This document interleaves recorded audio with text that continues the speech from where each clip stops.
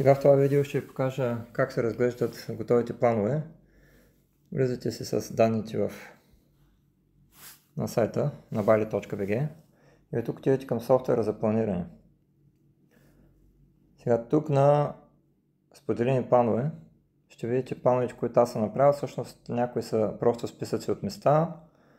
Започвам да правя планове, но списъците от места са примерно най-добрите водопади, най-добрите плажове, може да ги разгледате.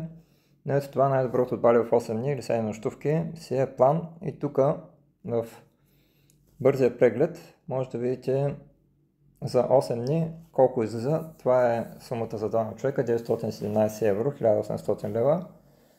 Като тук съм подбрал по-качествени места за нощувка, за хранене. Всеки един от тези планове, след като го прегледате и си го импортирате да си го използвате, вие може да се го коригирате, да се смените местата за нощувка, да смените местата за хранене, т.е. целият план може да се го преправите както искате.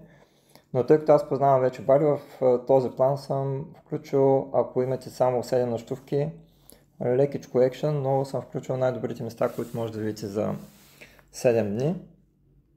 И тук виждате, включил съм 8 светли плажа, 1 тъмен плаж, 3 водопада, 5 бич клуба, 3 храма, 3 места за нощувка. Това са 8 други места, 6 ресторанта и 7 кафета. И като чукнете на ученцето, може да прегледате самия план.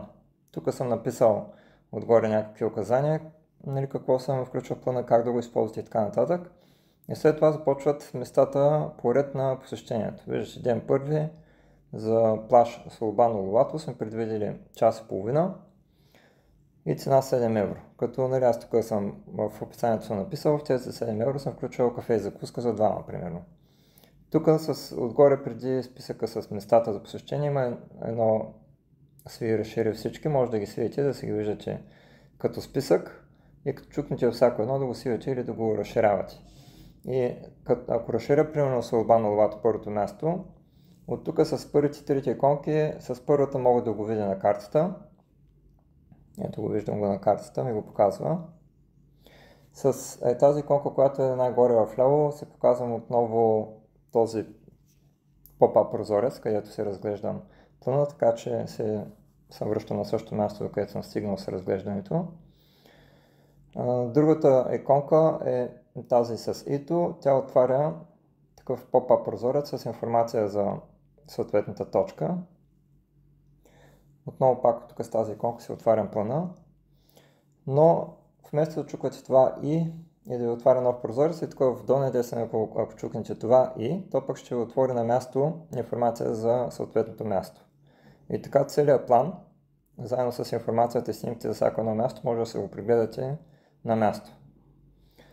Така и третата иконка тук е Google Maps, която като чукнете ви отваря съответното място в Google Maps. Ако имате нужда за навигация и така нататък. По-нататък ще имам навигация в моето приложение, сега нямам, затова съм сложил линк към Google Maps. Във всяко едно наименование на точка, в скоби, навсякъде в приложението, в скоби ще видите една цифра, която се движи между 89 и 100. Това е моят рейтинг, който имам някакви алгоритми, които по-нататък ще обясня по-подробно, но аз съм подправил най-добрите места на Бали и по принцип оценката е от 0 до 100, но аз съм изолирал всички, които по някаква причина са некачествени, некачествено обслужвани, кофти място и така нататък.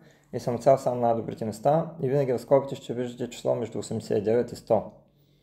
Ако числото е 100, ето тук виждате хедониста е 98, това означава, че някакво супер яко място. При местата за нощувка, например тук, кое е първото? Първото е Karma House Ongасан. Това 90, то се формира от рейтинга в Google, рейтинга в Booking, рейтинга в Agoda, като се вземе предвид и най-новите рейтинги, смисъл има си алгоритъм, който да оценя на място по най-добрия начин. И сега, примерно, Karma House също тук, докато гледаме място за нощувка, ако чукнем иконката за Booking, на някой ще се появи иконката за Agoda, това автоматично отваря сайта на Booking с избраното място, само трябва да си изберете датите и да се резервирате. И сега, примерно, Karma House Ongасан, тук пак на това и ако чукна долу вдясно, виждам и WhatsApp номера, ако искате можете и директно на WhatsApp да се опитате да резервирате, ще ви дадат по-добра цена, отколкото в Booking или Agoda, защото знаете Booking и Agoda взимат големи проценти. Така че ви препоръчвам предварително да писате на WhatsApp и тогава, ако не ви отговорят или не ви да по-добра оферта от Booking или Agoda, да се зарезервирате в Booking или Agoda. И така се преглеждате плана, това, което аз съм направил. След като го прегледате по този начин, на споделени планове, тази втората иконка, която е с една стрелкичка надолу, това импортира самия план към моите планове.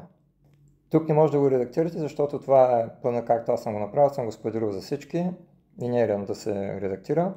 Затова, когато отидете на споделени планове, ако сте си харесали някои от тези планове или списъци, които аз съм направил, примерно най-доброто бали в 80 нощувки, с иконката с стрелкичка надолу, това нещо го импортирам към моите планове. Ето, направо го импортира и му го даде за редакция. Така че аз тук отпред в самото название сложа едно и в скобичка, което да показва, че е импортирано.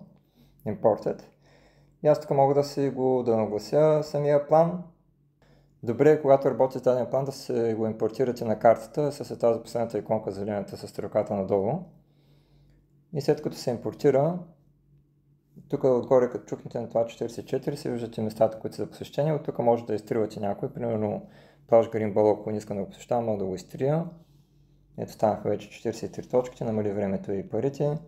И така нататък. Също като отида на моите планове, този импортирания план, ако чукна на оранжевата иконка за редакция, мога да се променям времена, пари, пак тук да си махам от някои от точките за посещение и също мога да добавям други. Сега, както се разглежда на картата или ако искам от списъка на местата, ако се хареса някое друго място, просто чукам добави и то ми се добавя в заредения в момента план.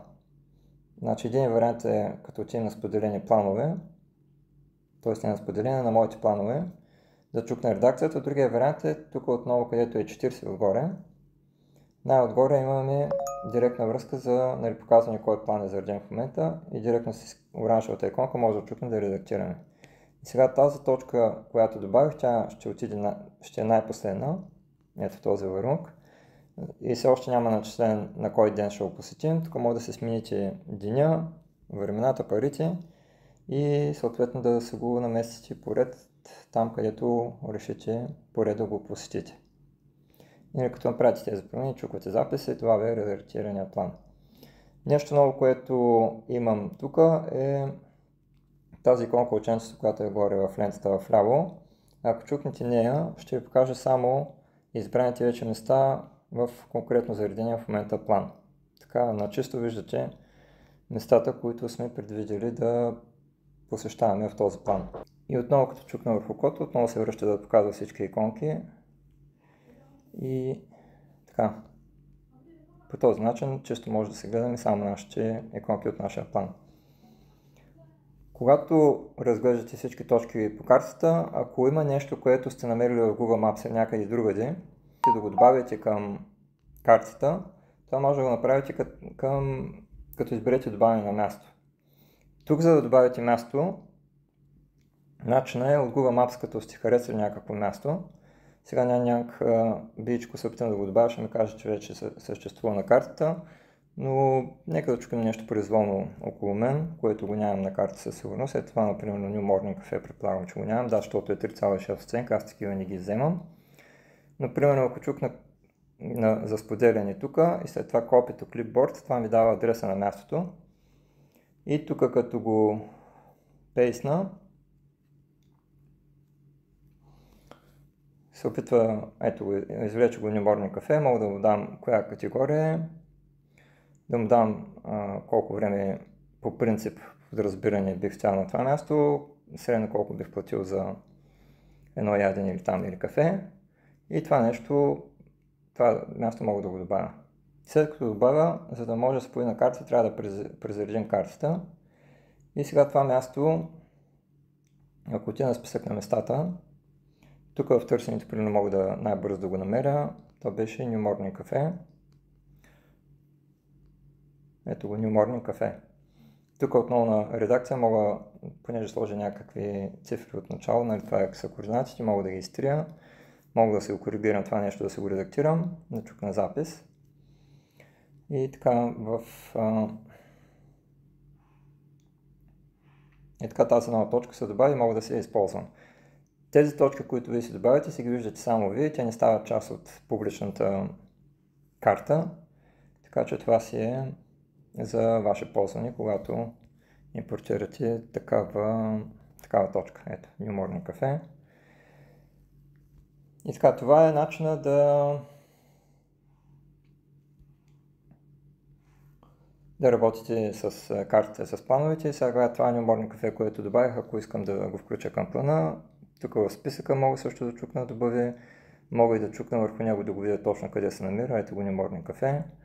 И от тук мога да чукна добави. И то се ми влиза в плана. И отново ще е най-отдолу. Тук в редакция на плана, отново както показах, мога да го коригирам на кой ден ще го посеща, да го разместя като ред за посещение и така. Това е за сега. Надявам се този план да ви хареса. Прегледайте го. Отново споделени планове и най-доброто от Бари в 7 нощувки или 8 дни.